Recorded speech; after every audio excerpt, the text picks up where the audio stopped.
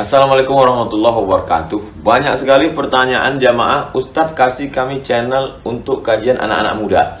Di antara anak muda berasal dari Aceh, luar biasa. Channelnya Maulizul Akbar Nak. Tonton, subscribe, like, share, komen. Assalamualaikum warahmatullahi wabarakatuh.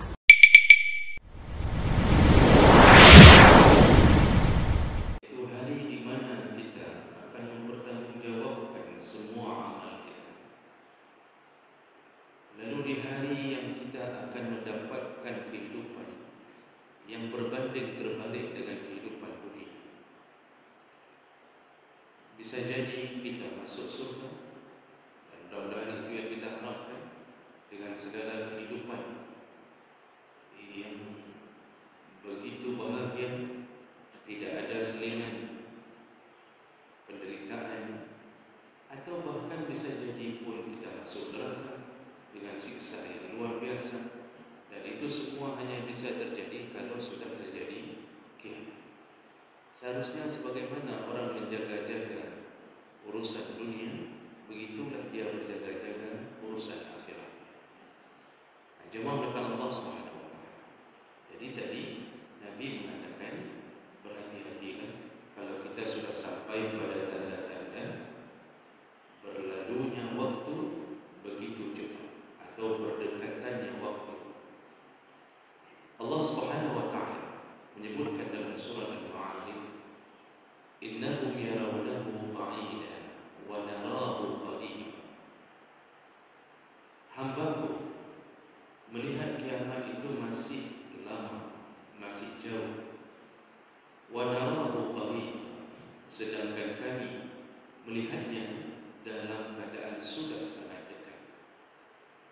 Jadi Allah ingin memberitahu di sisi kami, yaitu di sisi Allah, kiamat itu sudah sangat dekat. Tapi hambaku masih melihat seakan-akan dia terasa jauh. Makanya Rasulullah SAW menyebutkan dalam salah satu hadis riwayat Bukhari, innama ajalukum fi ajalin min khalaq min al-umam ma baina salati al-asri ila salati al-maghrib. Waktu kalian, kata Rasulullah, waktu atau ajal kalian, wahai umatku, dibandingkan dengan umat-umat yang terdahulu, waktu kalian yang tersisa hanya di antara salat asar dengan maghrib. Ini hadis riwayat Bukhari. Jadi Nabi memperingatkan kita, waktu kita sebagai umat Muhammad itu diberikan Allah hanya di antara salat asar dan salat maghrib, dibandingkan dengan umat-umat yang terdahulu. Artinya, mulai dari Nabi Adam alaihissalam itu diibaratkan oleh Nabi, beliau itu hidup di awal hari, yaitu setelah maghrib. Karena dalam Islam yang disebut dengan awal hari adalah setelah terbenamnya matahari, yang kaidah Mula baru. Maka diibaratkan oleh Nabi Adam itu hidup di awal hari, lalu terus bersambung kehidupan dengan Nabi Nuh, dengan Nabi Idris, Nuh, dan seterusnya. Jadi mereka sudah menghabiskan waktu, kata Rasulullah, dari mulai maghrib sampai asar. Berarti 600 tahun setelah diangkatnya Nabi Isa alaihissalam, itulah waktu asar. Karena Nabi Muhammad SAW diutus setelah 600 tahun Nabi Isa diangkat. Antara Nabi Isa dan Nabi Muhammad tidak ada nabi-nabi yang menjadi pengganti. Mereka sudah menghabiskan waktu sampai salat asar. Nah, tersisalah kita, mulai dari dibangkitkannya seorang Rasul bernama Muhammad, masuklah waktu asar, dan kita menghabiskan waktu hanya sampai maghrib. Berarti yang kita jalani ini dari 1400 tahun yang lalu atau lebih, 1440 sekian tahun yang lalu, Nyan mulai tak kerja awal menuju kiamat itu di antara asar dan maghrib. Kita melihatnya seakan-akan kita masih hidup 1000 tahun lagi. Di sisi Allah, pandangan Allah hanya asar dan maghrib. Asar dan maghrib cukup cepat. Keluar dari rumah, kemudian main futsal, main voli, main bola, duduk kena, ke maghrib. 1 jam setengah dari pukul 5, dari pukul setengah 5, kemudian sampai pukul setengah 7 pun 2 jam begitu cepat berlalu. Inilah umat Muhammad, yaitu menghabiskan waktu hanya dari asar sampai maghrib. Makanya Allah mengatakan innahum yarawnahu ba'ida. Mereka masih melihat kiamat itu terlalu lama. Wa narahu qariba. Padahal kami, yaitu Allah Subhanahu wa taala, melihatnya sudah sangat dekat. Maka berhati-hatilah dengan keadaan ini. Kita sudah berada di penghujung waktu.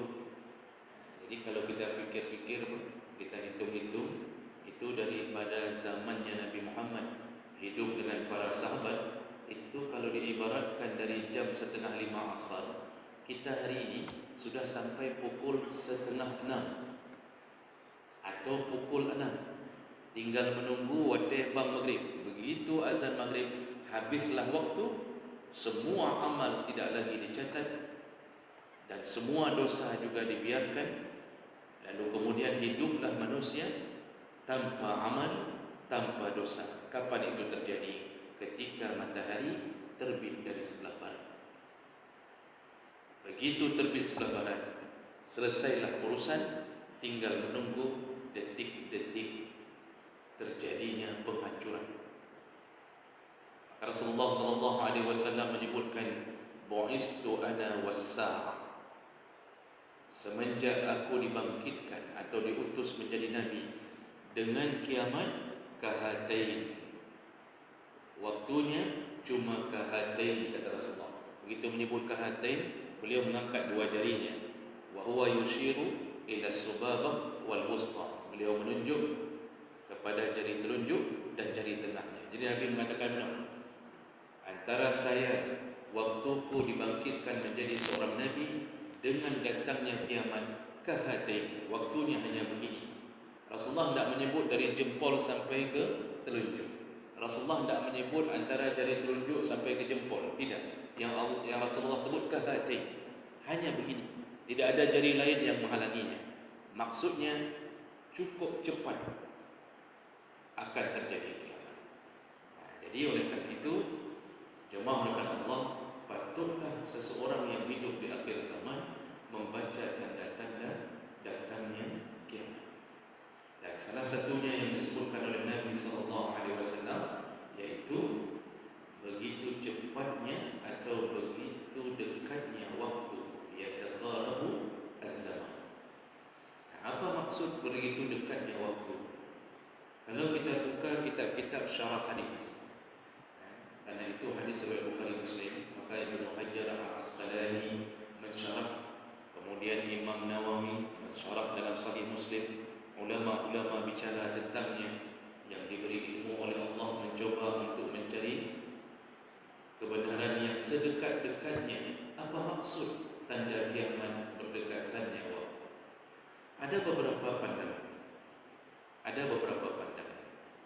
Karena kalau ingin mengetahui hakikat sebuah ilmu, tentu yang paling tahu hanya Allah.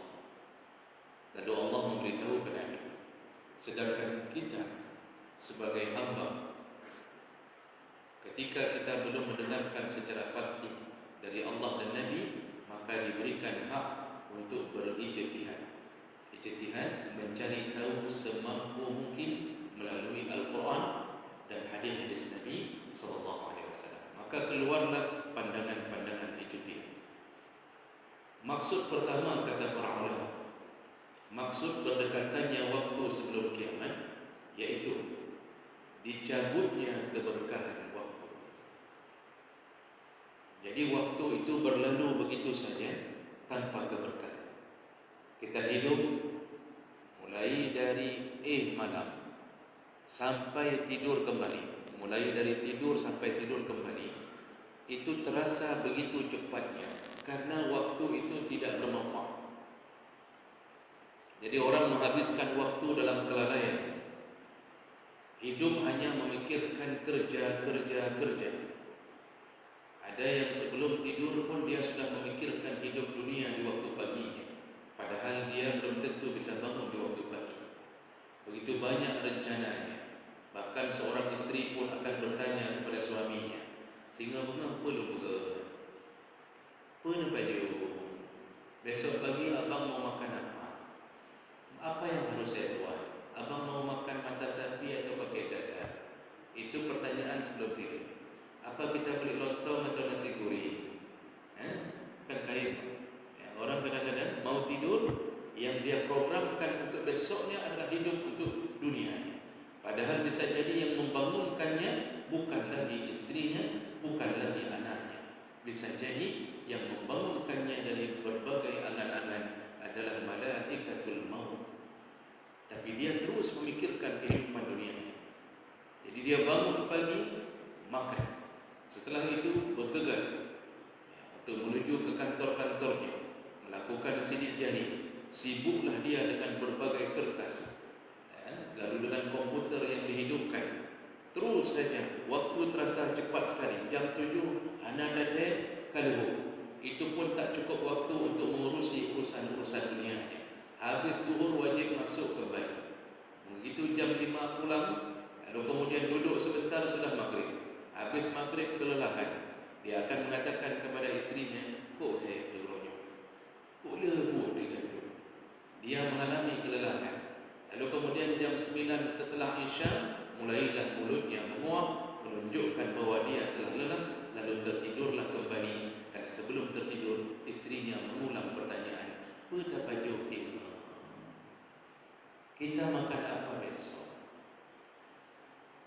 Kemarin sudah lontong, besok mau dibuatkan apa?" Kembali lagi dia ulang. Hidup terus berulang. Mulailah terasa dalam kepala kita, apa manfaatnya hidup? Hanya mengulang-ulang hari tanpa ada keberkahan. Dicabut keberkahan membuat hari-hari kita begitu cepat berlalu. Tidak ada ibadah yang kita bangga-banggakan di hadapan Allah. Bahkan salat tahajud pun kita tak pernah bangun. Kenapa? Lelah dengan dunia.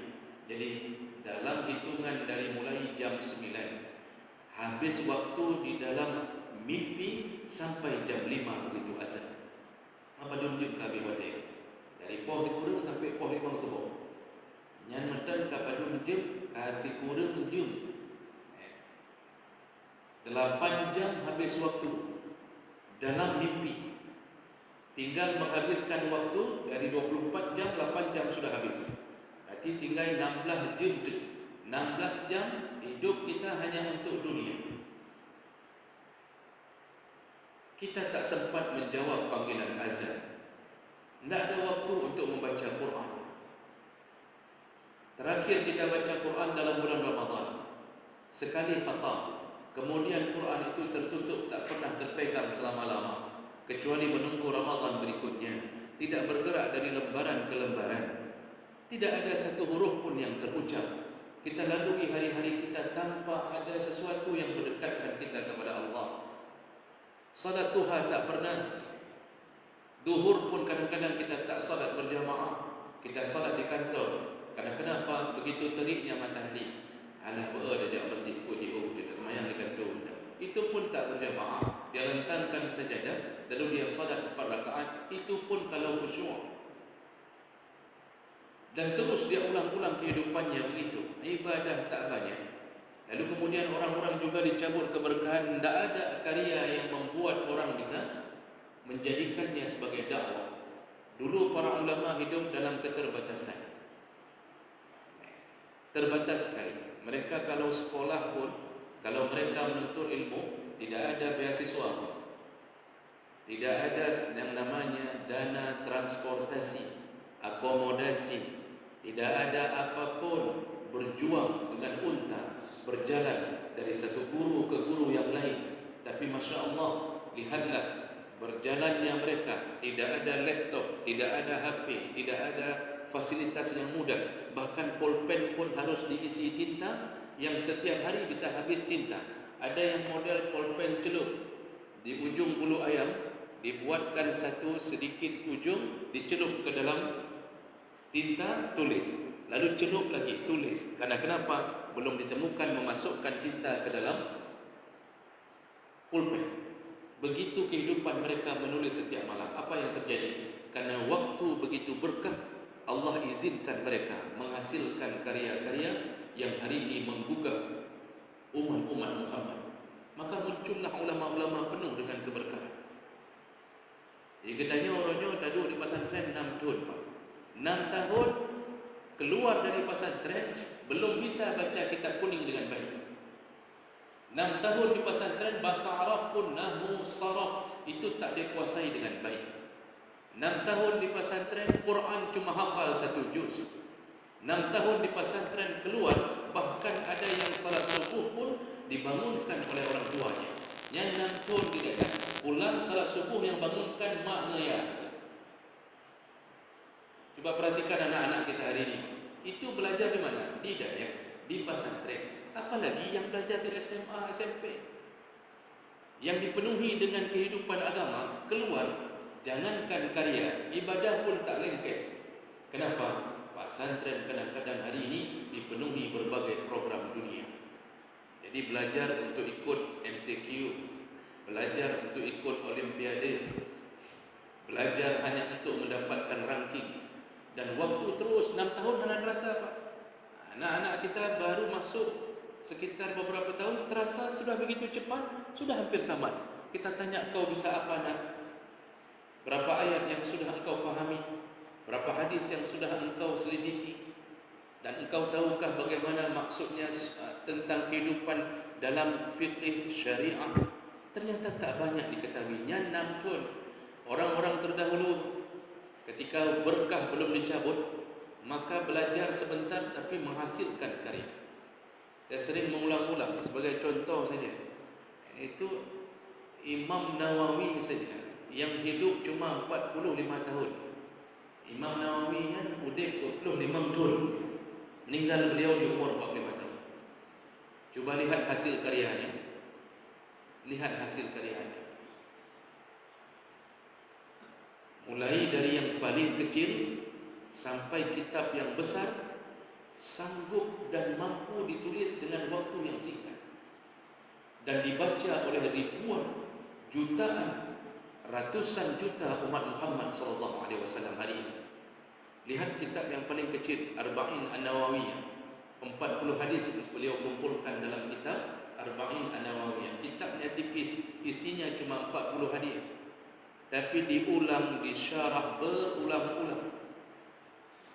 Hampir semua pesantren itu menyuruh anak-anak hafal Arba'in An-Nawawiyah. Padahal Imam Nawawi cuma mengumpulkan 40 hadis. 40 hadis yang paling penting dalam kehidupan. Tanya jangankan 40 hadis, Pak, masih 10 hadis hantar dah bergerak ke sebuah karya. Dan paling masyhur kitab beliau contohnya Riyadhus Shalihin. Itu jangan tanya, seluruh alam lintas mazhab tidak ada yang memperkarakan bahawa kitab bid'ah, mana mandum membaca dan mengolah mensyarah Riyadhus Shalihin. Kitab fikih paling besar punya beliau, Majmu' Syarah Muhazzab, itu puluhan jilid. Kapan waktu belajar? Kapan waktu menghasilkan karya? Jangan kita boleh. Kenapa berhasil? Dan semua ulama-ulama dulu menghasilkan. Kenapa begitu, Pak? Keberkahan waktu. Padahal belajarnya terbatas sekali fasilitasnya. Hari ini kita cuma mampu membaca karya mereka, tak mampu menghasilkan. Oh, ada karangan-karangan profesor doktor. Coba lihat karangan-karangan profesor doktor, diletakkan di pustaka, berdebu tak ada yang buka. Itu pun baru dibuka kalau ada mahasiswa yang dipaksa untuk mencari tahu bagaimana tentang sesuatu, harus buka buku ini, baru dibuka. Setelah itu terletak dalam pustaka, tidak ada kembali yang membukanya. Begitulah nasib kita menjelang akhir zaman. Allah cabut keberkahan waktu, orang habiskan waktu sia-sia, sehingga dari pagi sampai pagi terasa waktu begitu cepat berlalu. Kaji ulun berpegang sambil geduduk. Kok bagai terasa wadai? Sabar Jumaat, balik Jumaat. Kok dah terasa lagi Jumaat? Kenapa? Dia habiskan waktu dalam keadaan tak bermanfaat. Akan muncullah generasi-generasi kedai kopi. Hari ini muncullah di akhir zaman generasi warung kopi. Siang malam di warung kopi. Tidak haram. Warung kopi itu tidak haram. Kecuali kopinya ada ganjanya. Baru haram kalau seandainya disediakan wifi lalu kemudian berjudi dengan fasilitas itu. Itu pemilik warung kopi tanggung dosa. Sengaja menyediakan fasilitas menuju yang haram. Tapi yang menjadi masalah yang merata adalah habisnya waktu dengan duduk berjam-jam. Hadis sembahyang subuh duduk itu sampai menjelang zuhur. Pulang sebentar kemudian duduk lah. Siapapun ketemu, kita ketemu di warung kopi. Duduk, kopi cuma setengah, bayar cuma 2.000. Habis wadai ke kau, Masya Allah. Mahasiswa belajar, 4 tahun mereka belajar. Tak mereka dapatkan apapun kecuali hanya ijazah. Semua kejar-ngejar hanya untuk mendapatkan IPK saja. Jadi berlomba-lomba minta IPK. IPK 3,6, IPK 3,9. Kita tanya ilmu, tak tahu apa. Lihat anak-anak SMA hari ini, bagaimana cara menuntut ilmu. Karena mereka tahu mereka wajib lulus, tidak boleh tidak lulus. Kalaupun nanti tidak cukup nilai, maka guru-guru akan mengusahakan agar nilainya sampai ke waktu, sampai ke batasan yang lulus.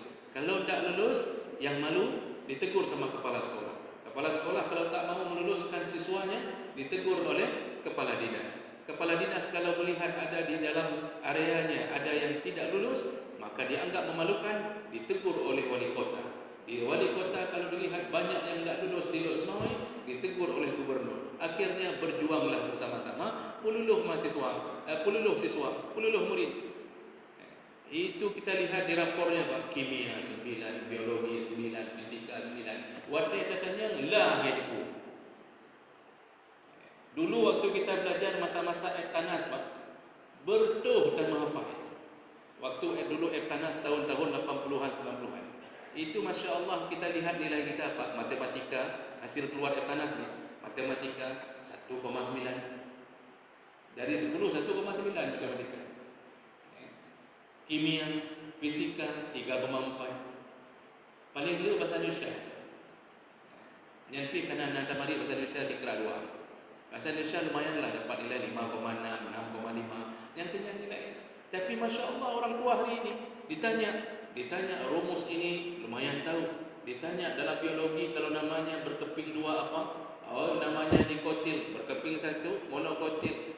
Kemudian kalau banyak sesuatu banyak disebut dengan poli, banyak isteri, poligaminya paling tahu orang. Jadi Masya Allah orang keberkahan ilmu. Jadi orang hari ini tidak ada lagi. Maka lihatlah, ini tanda kiamat. Waktu begitu cepat berlalu tanpa keberkahan.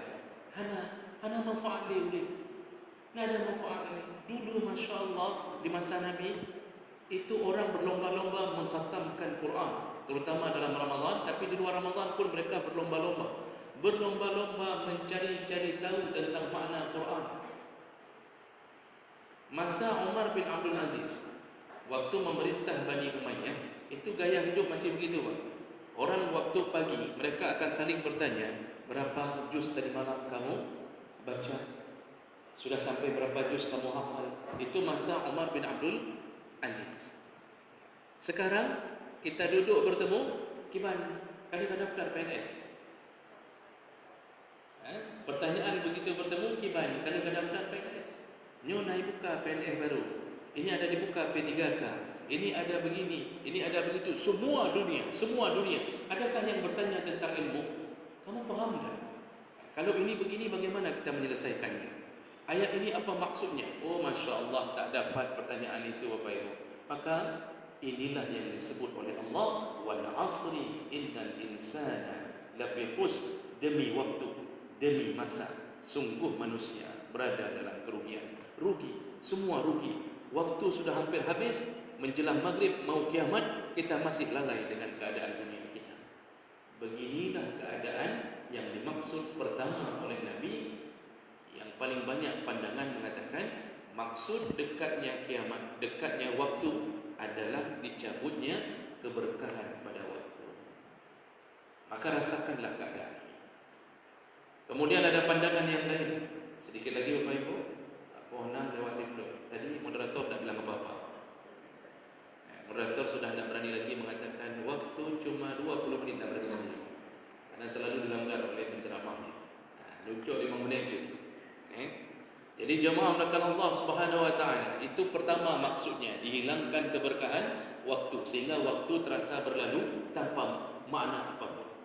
Yang kedua, ada ulama juga yang mengatakan bahawa maksudnya yataqarabuz zaman, iaitu kita bisa menempuh jarak yang dulu begitu jauh sekarang terasa sangat dekat. Dan ini terbukti dari Madinah ke Mekah. Dulu itu 7 hari atau 8 hari baru sampai dari Madinah ke Mekah dengan unta. Dengan kuda pun 4 atau 5 hari. Itu pun harus menginap di tengah padang pasir, buat kemah. Kalau sudah malam tak dilanjutkan perjalanan. Itu dulu.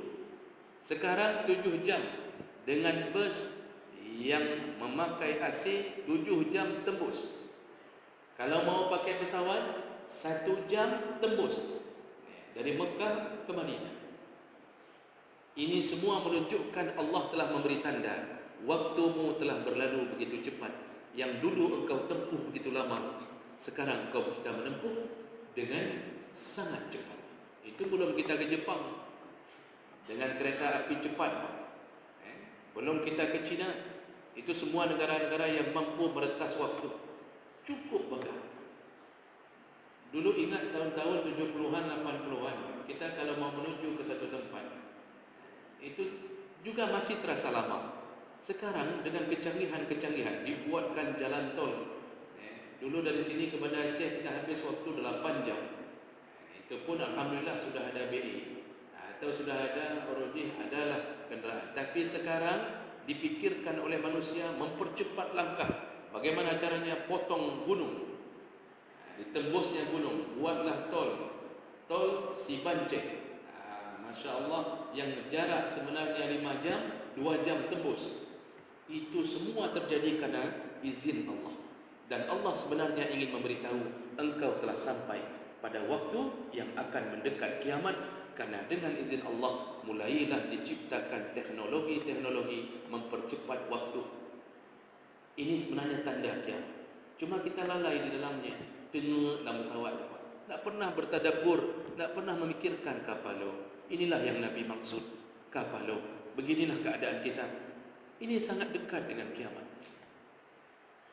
Ada juga ulama yang mengatakan bahawa maksud yataqarabuz zaman itu terjadi di masa Nabi Isa dan Imam Mahdi. Setelah semua kejahatan ditaklukkan, lalu kemudian orang-orang menghadapi zaman yang paling adil.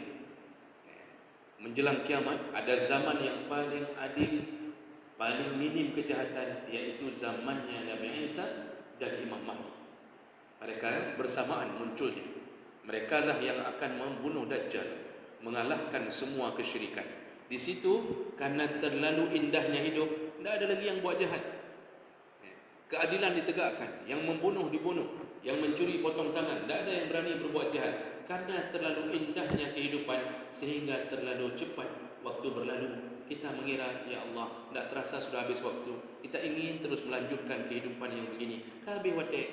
Saat itulah nanti setelah meninggalnya Imam Mahdi dan Nabi Isa, maka mulailah kekacauan yang merajalela sampai datangnya kiamat.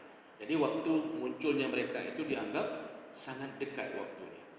Dan yang terakhir, sebahagian ulama mengatakan itu benar-benar terjadi. Allah persempit ruang waktu.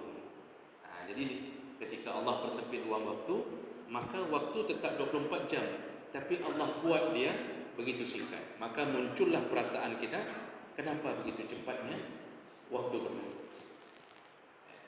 Baru bulan yang lalu kita bertemu, sudah bulan ini kita bertemu lagi tanpa terasa.